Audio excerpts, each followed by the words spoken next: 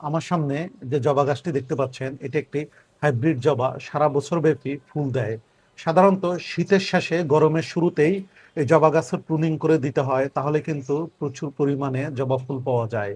তো আমার এবার একটু বেশ দেরি হয়ে গেছে। তো আপনারা যারা এখন পর্যন্ত জবা গাছের ডাল কেটে প্রুনিং করে দেননি, তাদেরকে বলছি এখনই গাছের ডাল কেটে প্রুনিং করে দেন। দেখুন, কিছুটা অ্যাঙ্গেলে আমি এই গাছের ডালগুলো কেটে নিব। আর আপনাদের যাদের ফাঙ্গিসাইড আছে বাসায়, তারা ডালগুলো কাটার পরে কিছুটা ফাঙ্গিসাইড ব্যবহার করবেন। আর যদি বাসায় ফাঙ্গিসাইড না থাকে, তাহলে রান্নায় আমরা যে হলুদের গুঁড়ো ব্যবহার করি, সেই হলুদ যদি আমরাও আমরা এই ডালের মাথায় লাগাই দেই, তাহলে কিন্তু আর নতুন করে কোনো ফাঙ্গাসের আক্রমণ হবে না।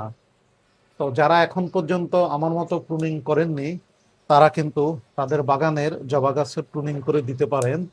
প্রচুর পরিমাণে এতে নতুন করে ডাল আসবে, এবং দেখবেন যে খুব দ্রুতই অনেক পরিমাণ ফুল পাবেন এই গাছ থেকে। সবাই গাছপালার সাথে থাকবেন, ভালো থাকবেন। ধন্যবাদ সবাইকে।